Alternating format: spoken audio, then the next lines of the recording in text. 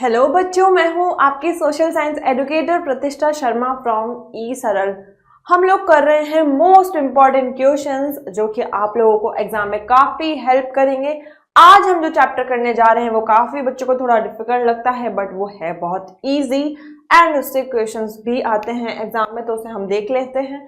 वो चैप्टर है एग्रीकल्चर और हम स्टार्ट करेंगे एमसीक्यू टाइप क्वेश्चन से, मतलब वो क्वेश्चन जिसमें आपको चॉइसेस मिलेगी, सेलेक्ट करना है। जनरली ये क्वेश्चंस आपके एनसीईआरटी से डायरेक्ट उठकर आते हैं।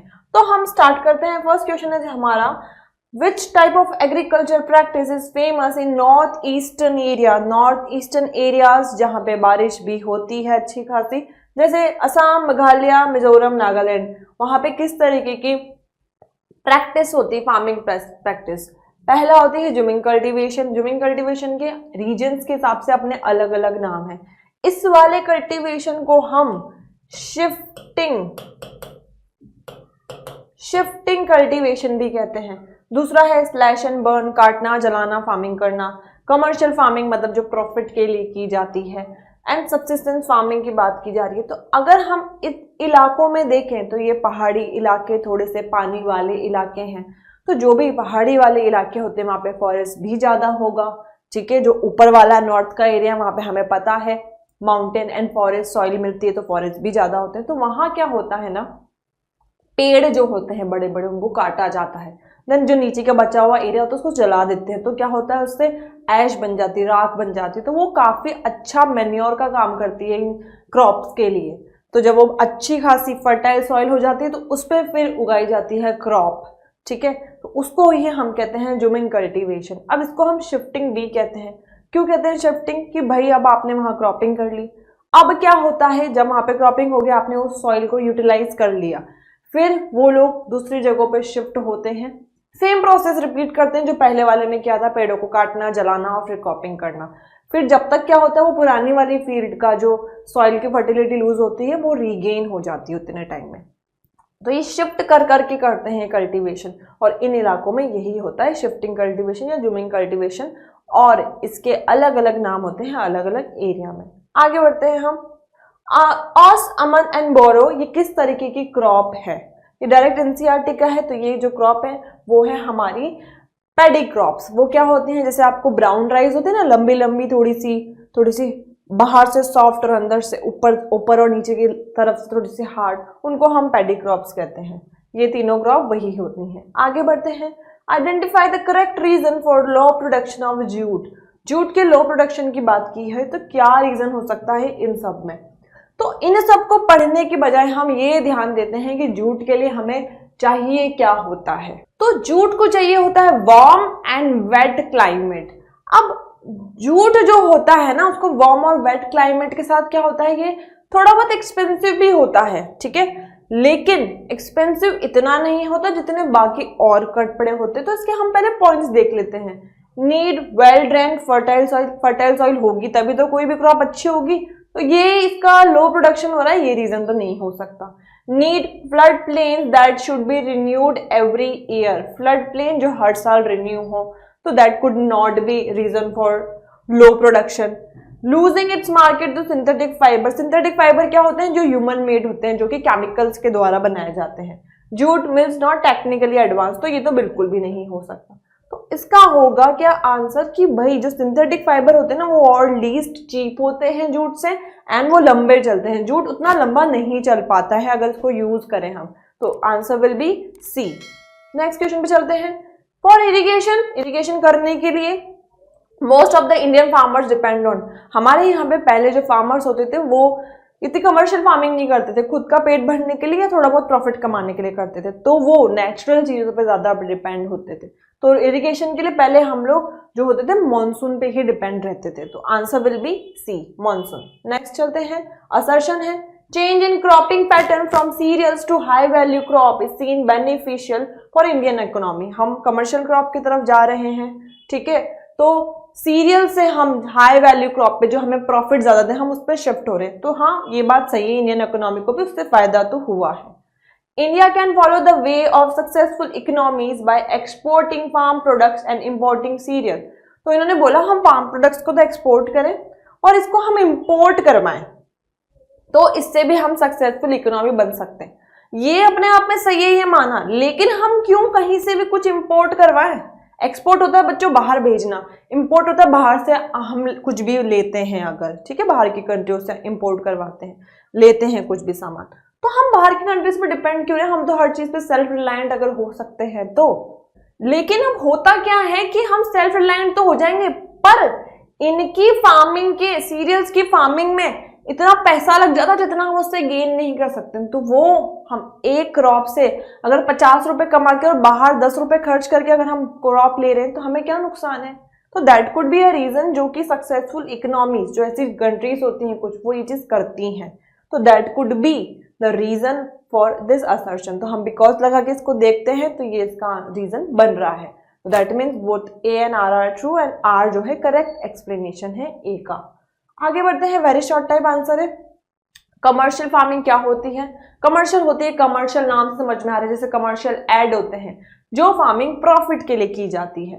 तो कमर्शियल फार्मिंग इस टाइप की फार्मिंग है जो कि लार्ज स्केल पे, बड़ी फार्मिंग, बड़े फील्ड पर की जाती है, और जिसका एम क्या होता है कि इंडस्ट्रीज को रॉ मटेरियल प्रोवाइड करना, और रॉ मटेरियल प्रोवाइड करने के बाद एक्सपोर्ट होना, जिससे कि प्रॉफिट ज्यादा हो। ठीक है, आगे बढ़ते हैं हम। Mention 2 factors that are important for growth of plantation. Plantation क्या होता है? एक बड़ी फील्ड पर एक ही क्रॉप की फार्मिंग करना, जैसे वो टी हो गया, कॉटन हो गया, जिससे क्या होगा? प्रॉफिट ज्यादा आएगा। ठीक है, तो ऐसे 2 फैक्टर बताने हैं।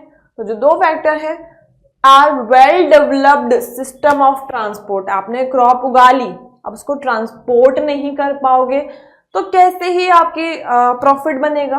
ठीक है, तो ट्रांसपोर्ट सिस्टम अच्छा हो, और कम्युनिकेशन भी सिस्टम अच्छा हो, आपको ऑर्डर मिलेंगे तभी तो आप ट्रांसपोर्ट कर पाओगे। ठीक है, तो कम्युनिकेशन सिस्टम भी अच्छा हो जो कि कनेक्ट करता हो प्लांटेशन को फैक्ट्रीज से और मार्केट से। आगे बढ़ते हैं, what are coarse grain. Coarse grain generally ना इस तरह की शेप वाली जो भी क्रॉप्स होती है ना, वो होता है, खुरदुरी सी होती है, ये थोड़ी सॉफ्ट नहीं होती है। ठीक है, तो कोर्स ग्रेन क्या देते हैं? मिलेट्स लाइक रागी, ज्वार, बाजरा, ये सब वैसे ठंड में ज्यादा खाने के काम आती है वैसे तो।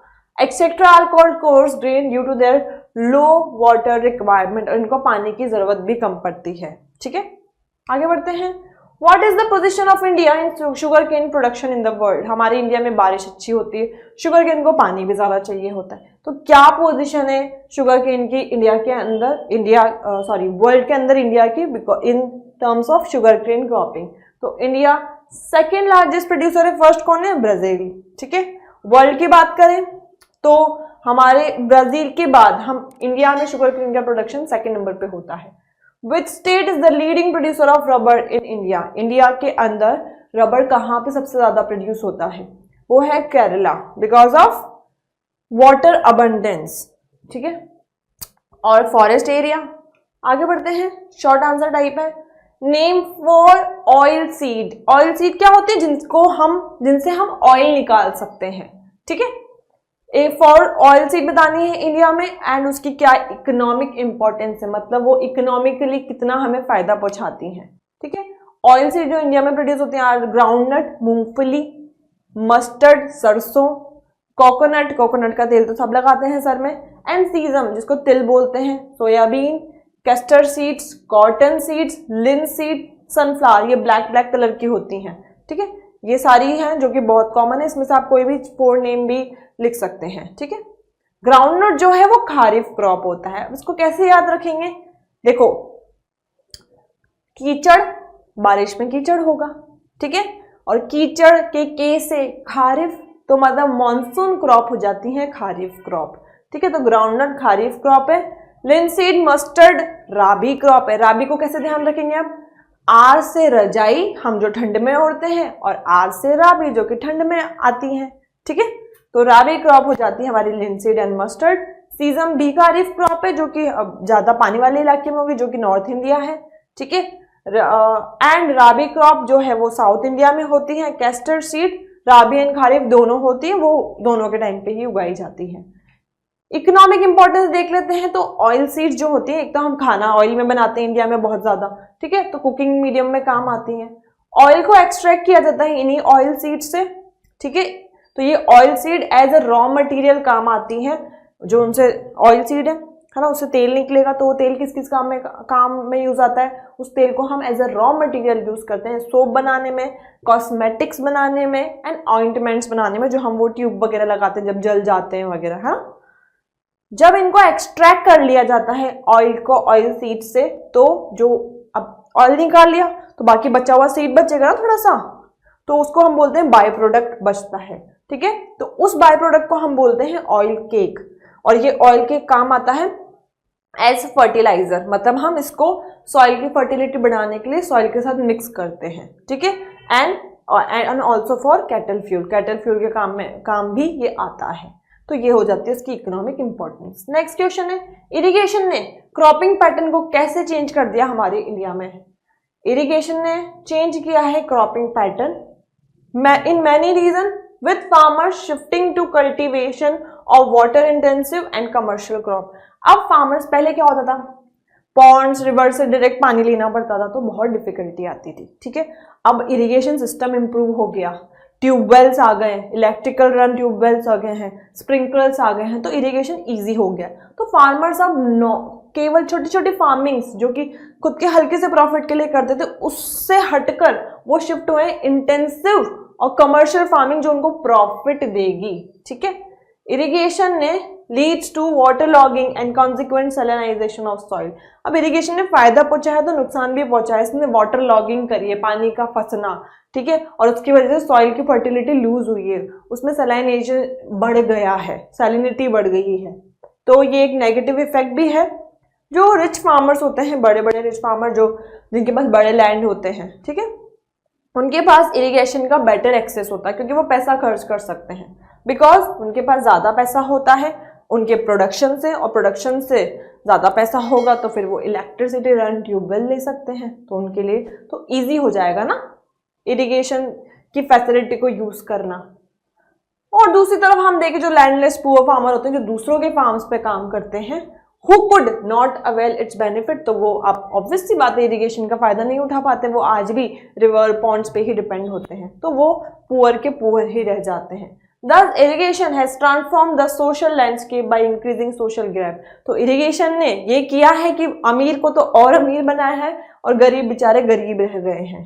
ठीक है, आगे देखते हैं, व्हाट इज द सिग्निफिकेंस, हमें सिग्निफिकेंस लिखना है, राइट द सिग्निफिकेंस ऑफ भूदान आंदोलन।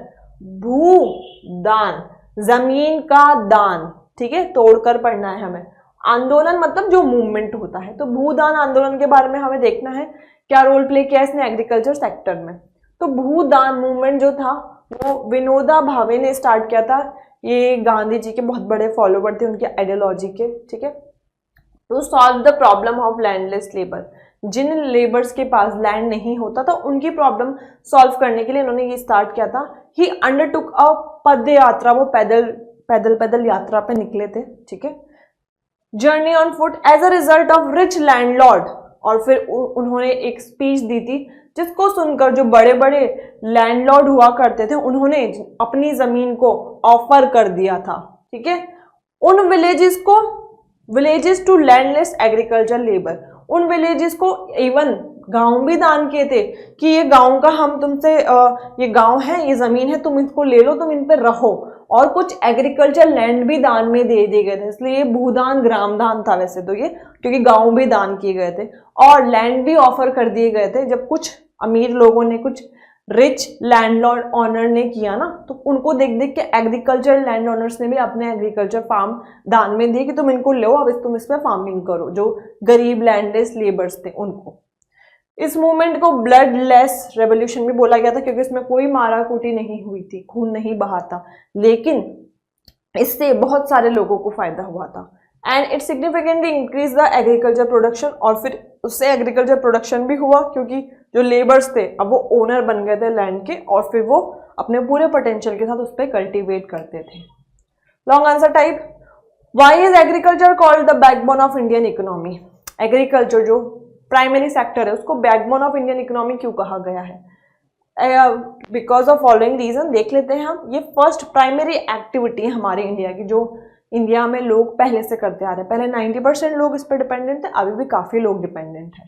ठीक है, ये अराउंड 2/3 पॉपुलेशन को एम्प्लॉयमेंट देता है हमारे इंडिया में।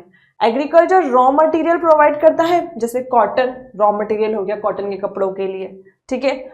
आटे के लिए गेहूं रॉ मटेरियल हो गया, है ना, लाइक उससे आटे से कुकीज बनती हैं, रोटियां बनती हैं, ठीक है। वेरियस इंडस्ट्रीज के लिए रॉ मटेरियल प्रोवाइड करता है, जैसे शुगर केन शुगर इंडस्ट्री के लिए, कॉटन कॉटन क्लोथ्स के लिए। कुछ एग्रीकल्चर प्रोडक्ट जैसे टी, कॉफी, स्पाइसेस यानी मिर्चियाँ, है ना, मसाले are major exports of India, और ये कमर्शियल क्रॉप होती हैं जो इंडिया के बाहर भी एक्सपोर्ट होती हैं, एंड इससे भी इंडियन इकोनॉमी को काफ़ी फायदा होता है, ठीक है। मैनी इंडस्ट्रीज, बहुत सारी इंडस्ट्री ऐसी हैं जो कि एग्रीकल्चर में जो इनपुट काम आते हैं, जैसे फर्टिलाइजर्स हो गए, पेस्टिसाइड्स हो गए, मशीन्स हो गई, ठीक है, ऐसी चीज़ें जो एग्रीकल्चर में मशीन्स काम आएंगी वो बनाती हैं, तो उससे इंडस्ट्रीज को भी फायदा होता है, मतलब सेकेंडरी सेक्टर को भी फायदा होता है। एग्रीकल्चर फूड प्रोवाइड करता है हमें, due to which people directly और इनडायरेक्टली डिपेंड ऑन एग्रीकल्चर। तो हम खाने के लिए तो जो खाएंगे वो तो एग्रीकल्चर क्रॉप्स ही होगी, तो हमारा पेट भरने के लिए भी एग्रीकल्चर सेक्टर रिस्पॉन्सिबल है। तो प्राइमरी सेक्टर जिसमें एग्रीकल्चर आता है वो सेकेंडरी को भी फायदा देता है और टर्शरी को भी फायदा देता है, इसलिए हम इसे बोलेंगे कि ये बैकबोन है इंडियन इकोनॉमी की, क्योंकि हमारे यहाँ से फिर वो चीज़ें एक्सपोर्ट भी होती हैं। आगे बढ़ते हैं, 4 फीचर्स बताने हैं हमें एग्रीकल्चर के इंडिया के अंदर। इंडिया के अंदर एग्रीकल्चर प्राइमरी एक्टिविटी है, ठीक है, ये हमें खाने के लिए फूड ग्रेन तो देता ही है, पर ये बहुत सारी इंडस्ट्रीज के लिए रॉ मटेरियल भी प्रोवाइड करता है। 3 तरीके की फार्मिंग हमारे को इंडिया में पाई जाती है। पहली प्रिमिटिव सब्सटेंसेस फार्मिंग, जो कि हिली और फॉरेस्ट एरिया में होती है, पहाड़ों वाले और जहाँ पे ज़्यादा पेड़ होते हैं वहाँ होती है। इंटेंसिव सब्सटेंसेस फार्मिंग वहाँ होती है जहाँ पे ज़्यादा पॉपुलेशन होती है, तो वहाँ पे उनको ज़्यादा कल्टीवेशन करना पड़ता है उनके प्रॉफिट के लिए। और थर्ड होती है कमर्शियल फार्मिंग, जो सिर्फ प्रॉफिट के लिए की जाती है, इसके अंदर लोग अपना पेट भरने के लिए भी करते हैं, मतलब खाने वाली क्रॉप्स भी उगाते हैं, ठीक है। इंडियन एग्रीकल्चर के अंदर 3 क्रॉपिंग सीजन होते हैं, राबी विंटर वाला, खारिफ मॉनसून वाला, ज़ेद जो इन दोनों के बीच का सीजन होता है।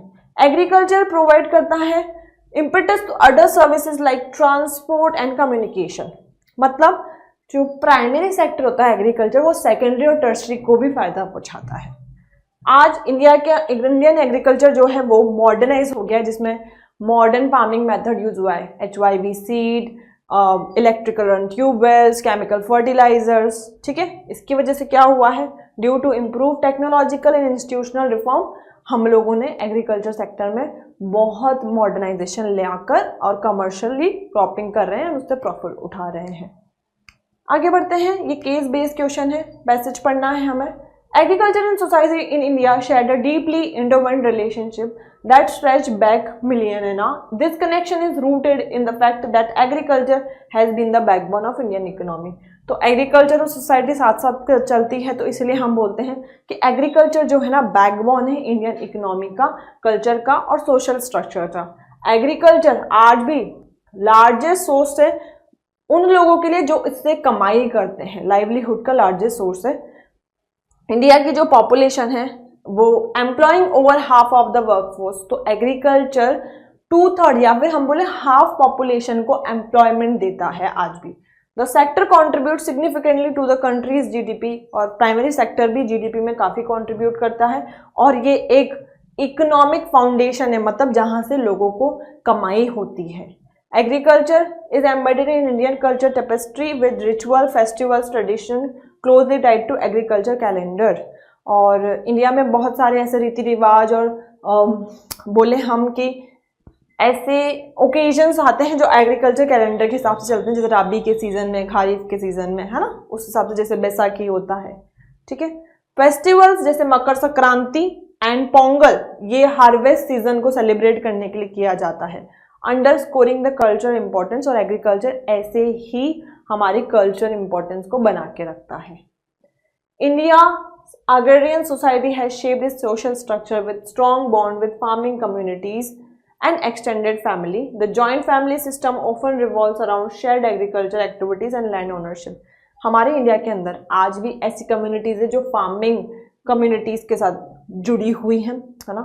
कई लोग लैंड की बेसिस पे जुड़े होते हैं, जैसे कुछ लोग होते हैं अलग अलग परिवार, एक ही परिवार के, जैसे चाचा ताऊ के लोग हो गए, वो सेम लैंड पे फार्मिंग करते हैं तो उससे भी कनेक्टेड होते हैं, तो ये परिवार को भी जोड़ कर रखता है। रिलेशनशिप बढ़ता है। Environmental consciousness as sustainable farming practices are essential for preserving the land, water, biodiversity and community depend on.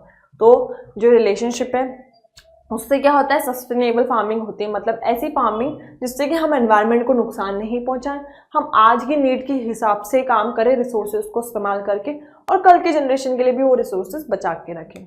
अब इसके क्वेश्चन कर लेते हैं। Give an account of various problem face by the farmers of India. क्या क्या problem face करते हैं हमारे इंडिया के फार्मर्स? इंडिया के फार्मर्स मल्टीपल चैलेंजेस फेस करते हैं, जैसे हाई इनपुट कॉस्ट, मशीन्स लेने में, केमिकल फर्टिलाइजर खरीदने में पैसे लगते हैं, ठीक है। क्रॉप के प्राइजेस कम हैं, ठीक है, तो उससे क्या होता है, किसान जो होता है डेब्ट ट्रैप में फंस जाता है। लोन तो लेता है लेकिन फार्मिंग इतनी नहीं हो पाती, या उसके पैसे इतने नहीं मिलते कि वो लोन चुका नहीं पाते, और वो लोन चुकाने के लिए उनको एक और लोन लेना पड़ता है, तो वो डेब्ट ट्रैप में फंस जाते हैं। इरेटिक वेदर पैटर्न, हमारे यहाँ का मानसून, गर्मी कुछ कंफर्म नहीं है, बिकॉज ऑफ ग्लोबल वार्मिंग बहुत इम्पैक्ट हुआ है, तो वेदर पैटर्न का कुछ कॉन्फर्मेशन नहीं है। And extreme event disturb farming, बहुत ही डिस्टर्ब फार्मिंग होती है, कोई पैटर्न नहीं फॉलो होता, तो उसकी वजह से नेचुरल रिसोर्सेज बहुत ही लेवल पे खराब हो जाते हैं, सॉइल की फर्टिलिटी लूज हो जाती है। Limited access to market, market के पास नहीं होते हैं इतने एग्रीकल्चर फील्ड।